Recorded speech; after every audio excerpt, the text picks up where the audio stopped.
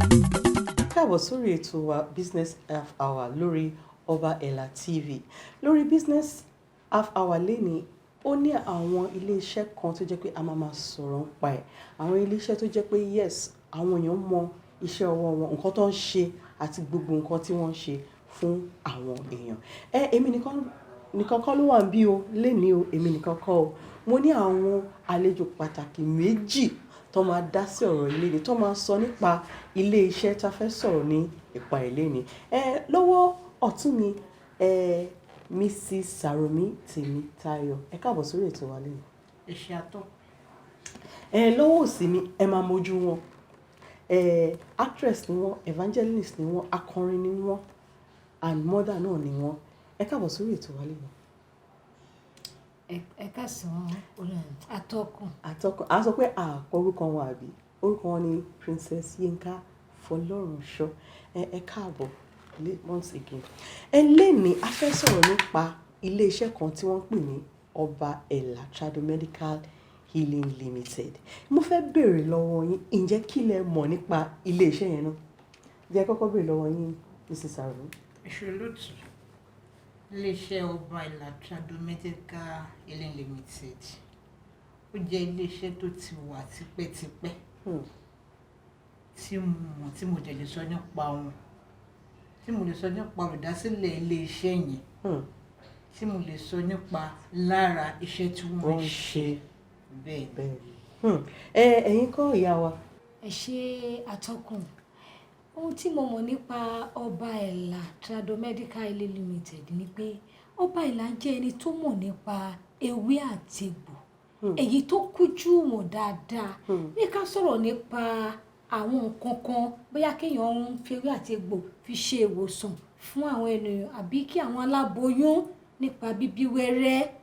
Tá bá fẹ́ gbogbo wọn yẹn, ẹ jẹ́ ká kàn sí Oba Ela Trado Medical Healing Limited. Àwọn èèyàn wa ti fẹ́ máa béèrè lọ́wọ́ wa pé ta ni olórí oko Oba Ela Trado Medical Healing Limited. Àwọn kan ti mọ̀ wọ́n, àwọn kan ò tí mọ̀ wọ́n. Fún àǹfààní àwọn tó fẹ́ mọ̀ wọ́n, orúkọ wọn jẹ́ Chief Doctor Ifáṣèyí Bámikọ́lé Fásànmí. Ó ní gbogbo àgbáyé mọ̀ sí Oba Ela. Ìyá wa Mrs. Saromi, ǹjẹ́ ẹ lè sọ a little bit nípa personality Oba Ela? Ẹ ṣé olótù. Oba Ela jẹ́ ẹnìkan tó kó èèyàn mọ́ra. Oba Ela jẹ́ ẹnìkan tó ní etí fífi sílẹ̀ sí ìbànújẹ́ ọmọnìkejì. Èyí jẹ́ nǹkan tí mo ti lè sọ nípa wọn. Wọ́n tún wá sọ wípé Oba Ela gangan pé wọ́n jẹ́ ògbóǹtarìgì babaláwo. Ǹjẹ́ mo tún fẹ́ dá question yẹn sí ọ̀dọ̀ yín? Bẹ́ẹ̀ ni olótù. Nítọ́jọ́ orí, a lè sọ wípé ó jẹ́ ọmọdé. Bó ní tí ipò àgbà tí wọ́n fún, ó jẹ́ àgbàlagbà. Ó jẹ́ ẹni tó jẹ́ pé ewé àti egbò Elédùà fún ṣe láti mọ lílò rẹ̀. Ǹjẹ́ ẹ̀yin kọ́ Princess, kí lẹ lè sọ nípa Oba Ela? Torí wọ́n sọ pé gbogbo yẹn sọ pé babaláwo yẹn ó gbóná. Ǹjẹ́ kí lẹ̀yin náà lè sọ nípa wọn? Tí wọ́n bá ń sọ̀rọ̀ nípa pé ènìyàn gbóná, ó jẹ́ ẹni tó ń rí wípé iṣẹ́ ẹ̀ mi mọ̀ bí mo ṣe lè sọ, ẹni tí iṣẹ́ ń jẹ́ gan. Tí pé bóyá lọ́tùn lósì àwọn ènìyàn wá láti patronize ẹ̀, wọ́n dẹ̀ rí wípé wọ́n rí iṣẹ́ gidi mú jáde níbẹ̀. Bóyá aláboyún wá síbẹ̀ tó bí wẹ́rẹ́, ṣé mọ̀ pé kò sí gbogbo nǹkan táwọn èèyàn ní máa sọ nípa ẹ̀ pé ọkùnrin yẹn, babaláwo yẹn, ó gbówó gan, ó dẹ̀ dára gan, iṣẹ́ ọwọ́ ẹ̀ sì ó jẹ́ ohun tó kújú wọn. Ohun tí mo lè sọ nípa wọn nìyẹn. Gẹ́gẹ́ bá ṣe mọ̀, àwọn èèyàn, ọ̀pọ̀lọpọ̀ èèyàn, nǹkan kan dà wọ́n láàmú. Ó lè jẹ́ spiritual matter, ó lè jẹ́ pé bóyá àìsàn kan ló ń ṣe wọ́n, ó dẹ̀ lè jẹ́ pé bóyá àwọn kan máa sọ pé bad luck. Ó lè jẹ́ pé àìrọ́kọ fẹ́, àìróyíráyà fẹ́, gbogbo nǹkan. Ṣé irú àwọn yẹn ń sìn pé kí ni advice a fẹ́ fún wọn? Ṣé ká sọ wọ́n pé ẹ má tẹ̀wọ́, ẹ má lọ sí ọ̀tún, ẹ má sá sọ́tún, ẹ má sá sókè, ẹ má sá sósàlẹ̀, Oba Ela Trado Medical Healing Limited ní kẹ́ máa bọ̀? A lè sọ fún wọn bẹ́ẹ̀ torí òwe Yorùbá kan sọ pé ẹni tó mọ̀nà òun la máa ń tẹ̀lé. ó ní ẹ súnmọ́ àwọn onímọ̀. Tẹ́ bá dọ́dọ̀ Oba Ela kó tó rí yín gan sọ pé ẹ kọ́kọ́ jẹ́ ká béèrè sí nǹkan tó ń ṣe yín yìí. Kẹ́ tó tiẹ̀ sọ fún. Kẹ́ tó tiẹ̀ sọ fún. Ìmí wà tó máa sọ fún yín pé eléyìí kì í ṣe páyé ló ń ṣèyàn o, orí ẹ̀ ni kò kàn tiẹ̀ lọ gbọ́, nǹkan báyìí ni kò máa ṣe. Ó jẹ́ ẹni tó jẹ́ pé ó máa ń béèrè, oníbéèrè ni. Á béèrè kí ni ká ṣe. Kò ní dédé sọ pé lọ ṣe lè lọ ṣe ara. Ọlọmọwó ìwá. Rárá. Kò dẹ̀ kí n ṣe tó máa sọ pé lọ mówó wá. Kó tó tiẹ̀ béèrè. Kó tún ara kì í ṣe bẹ́ẹ̀. Ó jẹ́ nǹkan tó dá mi lójú nípa wọn. Ìyá wa princess kí lẹ lè sọ sí torí nǹkan tí mo ti gbọ́n sìn ni pé kí Oba Ela tó dáwọ́lé àìsàn kankan tàbí condition kankan tàbí kankan wọ́n máa kọ́kọ́ béèrè ǹjẹ́ kí lẹ fẹ́ sọ sí ìyẹn náà. Ohun tí mo mọ̀ ni pé Oba Ela ń rí dájú wípé Ọlọ́run lọ́ba tó ń jẹ́ kí nǹkan jẹ́ kì í ṣe wípé òun lòun ṣe é Ọlọ́run ló ń ṣe é. Ọlọ́run ọba fi rán ni bó ṣe ń ṣe mọ̀ pé ẹni tí Ọlọ́run bá ti gbà fún gbogbo ayé á máa gba tiẹ̀ gbogbo ayé á máa gbọ́ tiẹ̀ even kó tiẹ̀ jẹ́ ẹ mọ̀ kéèyàn jẹ́ ewé kékeré kó fi léèyàn lọ́wọ́ báyìí ọgán lè máa wò pé Ọlọ́run jó jẹ́ o tó bá dọ́wọ́ ẹni yẹn tó bá gbà pé Ọlọ́run ọba ló dá ewé àti egbò ó máa jẹ́ ohun tí mo mọ Oba Ela sí ni pé ó gbà pé gbogbo agbára ọwọ́ Ọlọ́run ló wà. Ǹjẹ́ ẹ̀yin tẹ́ ẹ̀ ń gbọ́ wa tí ẹ bá mọ̀ pé ìṣòro kan tó kàn sí yín kò bá jẹ́ pé wọ́n ní eléyìí o àwọn ọwọ́ ayé ló wà ń bẹ̀ o ìyẹn o àwọn ọwọ́ àwọn àjẹ́ ló wà ń bẹ̀ o eléyìí àìsàn kan ni ẹ ti lọ káàkiri tí lè rí nǹkan ṣe sí gẹ́gẹ́ bí àwọn àlejò mi ṣe sọ ó dá wa lójú pé tẹ́ bá kàn sí Oba Ela Trado Medical Healing Limited tẹ́ kàn sí bàbá wa Chief Dr. Ifáṣèyí Bámikọ́lé Fásọmí tí gbogbo ayé mọ̀ gẹ́gẹ́ bí Oba Ela Ifá àwa dá yín lójú pé definitely Ọlọ́run náà máa ṣe kíni ó máa dá sí ọ̀rọ̀ yẹn ó dẹ̀ máa ní kíni ìyanjú. Mo tún gbọ́ pé Oba Ela gangan pé ilé-iṣẹ́ wọn náà tún gbé àwọn products kan jáde tó jẹ́ pé ó ní àǹfààní fún ara àwọn èèyàn.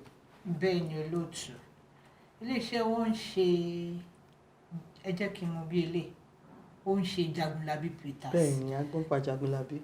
Tí mo ti rí àrídájú àwọn tó lò torí èmi gẹ́gẹ́ bí ẹnìkan jẹ́ kan lára àwọn alágbàtà wọn. So bóyá ọmọkùnrin ò lè ṣe déédé láàrin lọ́dọ̀ ìyàwó ẹ̀ ó ṣiṣẹ́ fún. Tí obìnrin bá máa ń tọjọ́ inú ní gbogbo ìgbà ó ṣiṣẹ́ fún.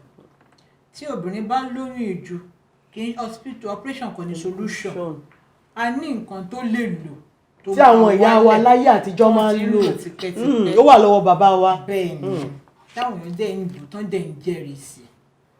Ọkùnrin tí nǹkan ọmọkùnrin ẹ̀ bá kéré a ní nǹkan tó lè lò tó dẹ̀ ń ṣiṣẹ́. Ọkùnrin tó bá jẹ́ pé kíá ó ti dàmíra ẹ̀wọ̀n páwọn obìnrin àwa obìnrin àfẹ́ nǹkan bẹ́ẹ̀. Àti ẹ̀fẹ́ rẹ̀. So a ní nǹkan tó lè lò tó jẹ́ pé ó máa kí dáadáa. Mo wá ṣiṣẹ́ ẹ̀yìn ń ro mí ni ibìkan ń ro mí ni a ní nǹkan tó lè lò pẹ̀lú àṣẹ Elédùà tó máa ṣiṣẹ́ fún. Ìyá wa princess ẹ jọ̀ọ́ kí lẹ lè sọ nípa Jagunlabi Peters yìí láti iléeṣẹ́ Oba Ela Trado Medical Healing Limited. Mo ti gbọ́ lóríṣiríṣi nípa Jagunlabi Peters. Wọ́n ní ẹni tí ó bá ń wojú Olúwa tó jẹ́ pé àrùn ìdádúró ó yọ lẹ́nu wọ́n ní tó bá lo Jagunlabi Peters ó máa ṣiṣẹ́ fún ó máa finú ṣoyún. Then ẹni tó ti ní oyún ọjọ́ pípẹ́ tó jẹ́ pé Ọlọ́run má jẹ́ kí ayé mú wa tó jẹ́ pé wọ́n ti di oyún mọ́ nínú mo mọ̀ wípé tó bá dọ́dọ̀ Oba Ela Trado Medical Healing Limited tó bá lo Jagunlabi Peters àbí tó bá gbé wò ní àwọn ọ̀nà ìmọ̀ mìíràn ó máa ṣeé ṣe fún á dẹ̀ rí pé wọ́n á bí wẹ́rẹ́ láì sí ìdádúró. Àwọn oògùn wọn mo rí wípé ó ń ṣiṣẹ́ fún ẹ̀dà kọkùnrin báyàn ṣe pọ̀ kí gbogbo ẹ̀ tún máa dà padà lẹ́yìn ìbáṣepọ̀. Ẹ jẹ́ má bínú ṣé ó máa ń ṣẹlẹ̀ ó máa ń ṣe àwọn obìnrin náà. Dáadáa ó ní àrùn tó pọ̀ tó jẹ́ pé ó ń ṣe ìdádúró jù ká bá èèyàn lájọṣepọ̀ kó dìde báyìí kó ti dànù lára obìnrin òun ni wọ́n ń pè ní ẹ̀dà. Mo dẹ̀ gbọ́ pé Jagunlabi Peters ó ṣiṣẹ́ fún gbogbo àwọn nǹkan wọ̀nyí. Ohun tí mo mọ̀ ni pé Jagunlabi Bitters gbogbo ní iṣẹ́ ni. Wọ́n dẹ̀ tún sọ pé àwọn kan máa wà wọ́n máa sùn lẹ́gbẹ̀ẹ́ ìyàwó wọn àbí wọ́n máa sùn lẹ́gbẹ̀ẹ́ ọkọ wọn. Wọ́n máa ní mo fẹ́ díà mi ò tiẹ̀ fọwọ́ kan mi lẹ́yìn á ní àwọn ti rẹ̀ wọ́n ní wọ́n máa ń pe kíní ẹ̀ ní low sexual drive. Ṣé Jagunlabi Bitters náà ń ṣiṣẹ́ fún low sexual drive? Bẹ́ẹ̀ ni olóòtú mo ti ṣe lálàyé lẹ́ẹ̀kan. Wọ́n pe kó fọwọ́ kàn mí kó rẹ̀ mí bí iṣẹ́ ni àbí wàá ṣe súkẹ́súkẹ́ kó títí dúró. Tó bá bẹ̀rẹ̀ sí ló jẹ́ obìnrin yẹn máa sábọ̀tà ni mo ṣe tó wá sọ fún mi bẹ́ẹ̀. So gbogbo yín náà lẹ́nu. Ohun tí mo rí pé ẹnìkejì mi ń tà láti sọ ni pé ó máa jí pépé. Ó máa jí pépé. Yes, so that is Jagunlabi Bitters láti iléeṣẹ́ Oba Ela Trado Medical Healing Limited. Wọ́n ní ìwọ tó mọ̀ pé yes ó ní problem pẹ̀lú ara ẹ̀ tó ó lè dúró gẹ́gẹ́ bí booster fún ẹ ṣó ti yé fún performance ó máa jẹ́ pé yes ìwọ náà wàá gbá machine ẹ náà wọ́n máa sọ pé tani coach ẹ jago wàá ní pé Jagunlabi Bitters ní coach ti tèmi. Wọ́n ní ó dẹ̀ máa increase libido. Mọ̀ nǹkan tó ń pè ní libido pé okay ara sọ pé mo fẹ́ nǹkan mo fẹ́ ṣe nǹkan. Wọ́n ní pé tó bá ń lo Jagunlabi Bitters wo libido yẹn máa high gan torí pé tó bá tún lò ó máa ń fa problem nínú relationship ó dẹ̀ máa ń fa problem ní ara náà. Wọ́n ní firm and strong erection. Wọ́n ní àwọn kan tó jẹ́ pé báyìí ni ó dàbí. Òun náà ni mo ṣe ń sọ lẹ́ẹ̀kan pé ọmọ gàràjì pépé. Tó bá fẹ́ kí ara ẹ kó jí pépé kí ni wàá kàn sí Jagunlabi Bitters. Wọ́n ní blood flow ṣe mọ̀ pé ìgbà míì wọ́n máa sọ pé ẹ̀jẹ̀ ti dì síbí kan ibẹ̀ yẹn á máa ròyàn ṣe mọ̀ tí blood ò bá flow dáadáa òun náà ló máa ń lead sí tí àwọn òyìnbó máa ń pè ní cancer.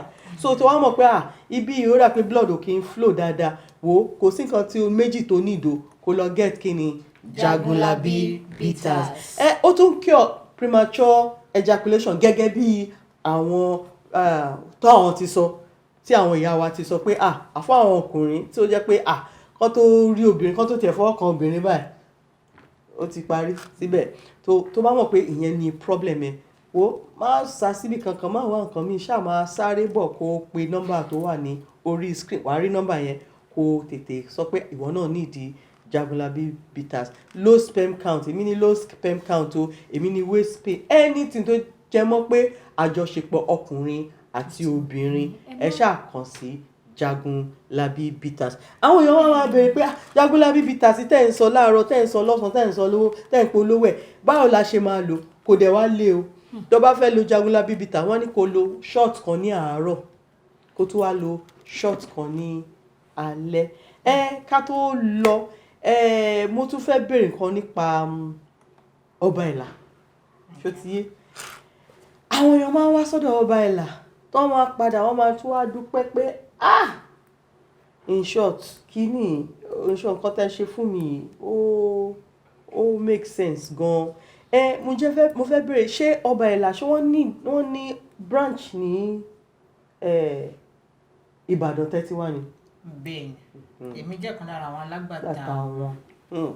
So kò síbi tẹ́ tí ń bọ̀ Òṣogbo lẹ tí ń bọ̀ ní Iléṣà ní tẹ́ bá ti fẹ́ dandan kọ́ ní kẹ́dẹ́kù ẹ dúró ń bàdàn oríṣiríṣi tẹ́ bá fẹ́ tẹ́yìn náà bá fẹ́ dẹ̀dẹ̀ alágbàtà àyè ó wà fún yín. Tí àwọn èèyàn bá fẹ́ ra àwọn nǹkan tó bá fẹ́ get àwọn products Oba Ela Trado Medical Healing Limited lórí mo tún gbọ́ pé kì í ṣe Jagunlabi nìkan náà ń ṣe o wọ́n tún ní bondage breaker ọṣẹ wọ́n ní ọṣẹ nìyẹn wọ́n tún ní different products tó jẹ́ pé ó ń ṣe àǹfààní fún ara àwọn èèyàn.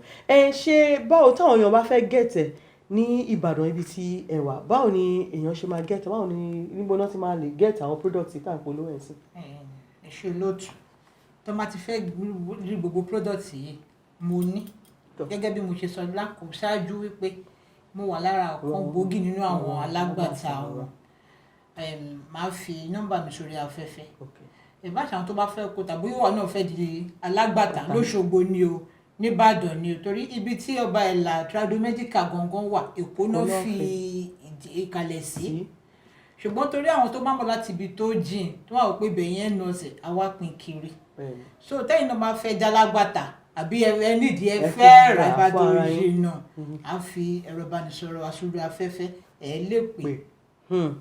tó ìyá wa princess kí lẹ́yìn ṣé ẹ̀yin náà alágbàtà ni.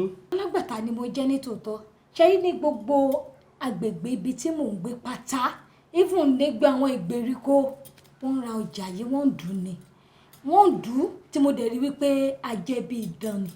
tí àwọn èèyàn bá fẹ́ wá rà á ní ọ̀dọ̀ yín side ìgbó náà ti máa gẹ̀ẹ́tì ẹ̀ ní ọ̀dọ̀ yín tí ó jẹ́ pé ẹ̀yin náà. Abẹ́òkúta ni mo wà tí wọ́n bá fẹ́ gẹ̀ẹ́tì wọ́n lè wá sí àṣeéṣe. Ní Abẹ́òkúta. Tọ́ fún àǹfààní àwọn tó jẹ́ pé wọ́n ní wo mo ti lọ ó ti sú mi mo ti lọ síbi ó ti sú mi mo ti lọ síbẹ̀ yẹn ó ti sú mi o mi mọ̀ nǹkan tó ń dà mí láàmú o mi mọ̀ nǹkan tó ń ṣe mí o bóyá ẹ fẹ́ bọ́ orí ni o bóyá ẹ fẹ́ ṣe àwọn kankan tó jọmọ́ spiritual ẹ máa kàn sí bàbá wa Chief Dr.